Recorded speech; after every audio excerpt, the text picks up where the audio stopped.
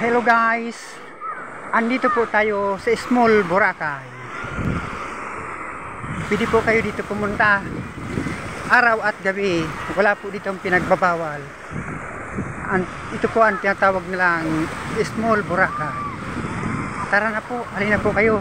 Dito po tayo sa Apad Beach, Legazpi City. Welcome po kayo dito. Ito po yung place Oh, napakaganda po nito, napakainan, wala pong istorbo. Ang tawag po nito Small Boracay kasi po yung buhangin po dito puti.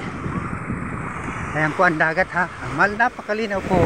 Ang tao po napakarami kanina pang umaga, kahit po umuulan punong-puno po dito ng tao, wala po dito pinagbabawal. Ayan po, malinaw po sa inyo. Lahat dito pumunta, welcome. Wala pong bayad. Basta makarating lang kayo dito ng mapayapa. Pag-uwi nyo sa bahay, masaya na po kayo. Ito po yun Ito po yung place ng Small Boracay. Welcome po kayo dito. Kung hindi nyo po alam yung lugar, punta po kayo sa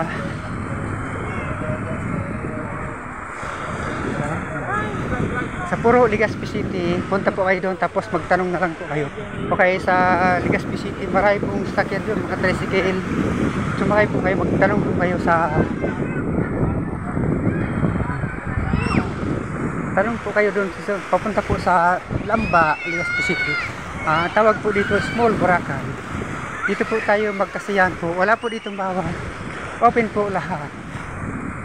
Welcome po kayo dito sa Small Boracay. Wow, mga big.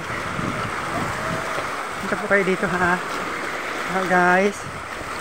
Wala po dito ang bawal. Ito po yung place Oh, yan. Napakainam po dito. Pwede po kayo dito pumunta magpapamilya o magkasintahan po. So kayo magti-tiktok. Kahit anong oras. Ito po yung mga big. Dumilim. Hindi. Ito na po. Malinaw po sa inyo Welcome po kayo.